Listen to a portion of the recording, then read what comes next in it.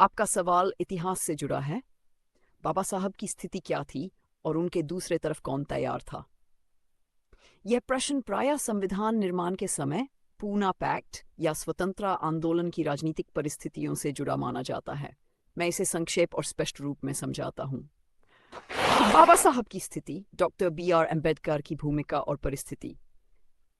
सामाजिक स्थिति। बाबा साहब भारत के सबसे प्रमुख सामाजिक सुधारक थे।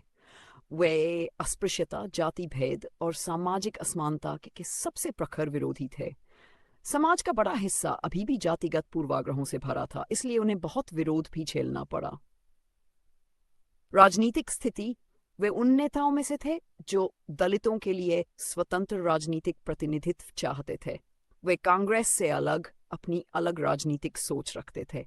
ब्रिटिश सरकार भी उन्हें एक महत्वपूर्ण प्रतिनिधि मानती थी, इसलिए विभिन्न गोलमेज सम्मेलनों में उन्हें खास स्थान मिला था।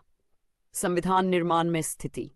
जब संविधान सभा बनी तो कांग्रेस के प्रमुख नेताओं ने भी माना कि संविधान बनाने के मामले में देश में उनसे अधिक योग्य व्यक्ति कोई नहीं है।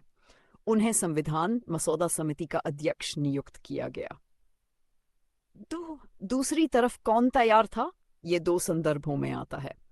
यदि बात पूना पैक्ट की हो 1932, इस समय दो पक्ष थे। 1. डॉ. भीमराव अंबेडकर दलितों के लिए अलग निर्वाचन, सेपरेट इलेक्टोरेट्स चाहते थे ताकि दलित स्वतंत्र रूप से अपने नेता चुन सके। महात्मा गांधी और कांग्रेस नेतृत्व। गांधी जी अलग निर्वाचन का विरोध कर रहे थे। इसे हिंदू समाज की एकता के टूटने के रूप में देखते थे। वे संयुक्त निर्वाचन, आरक्षित सीटें का प्रस्ताव रखते थे। अंततः पूना पैक्ट हुआ, अलग निर्वाचन समाप्त, परंतु दलितों के लिए सीटों में भारी बढ़ोतरी हुई। बी.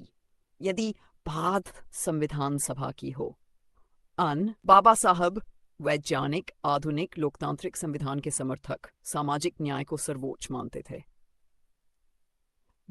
दूसरी तरफ तैयार लोग, कांग्रेस और उसके प्रमुख नेता जवाहरलाल नेहरू, सरदार पटेल, राजेंद्र प्रसाद, आचार्य कृपलानी आदि। इन नेताओं ने माना कि ओपन कोट अंबेडकर संविधान निर्माण के लिए सबसे योग्य व्यक्ति हैं, इसलिए मतभेदों के बावजूद उन्हें संविधान सभा में बुलाया गया। Close quote. कई रियासतों और राज्यों के प्रतिनिधि भी संविधान निर्माण के लिए अपनी राय लेकर तैयार थे, लेकिन नेतृत्व और मसौदा का दायित्व मुख्य रूप से बाबा साहब पर था। अगर आप विशेष संदर्भ पूछ रहे हैं, पूना पैक्ट, संविधान सभा, दलित आंदोलन, गोलमेज सम्मेलन, तो मैं उसी घटना को विस्तार से और साफ भाषा में समझा दूंगा।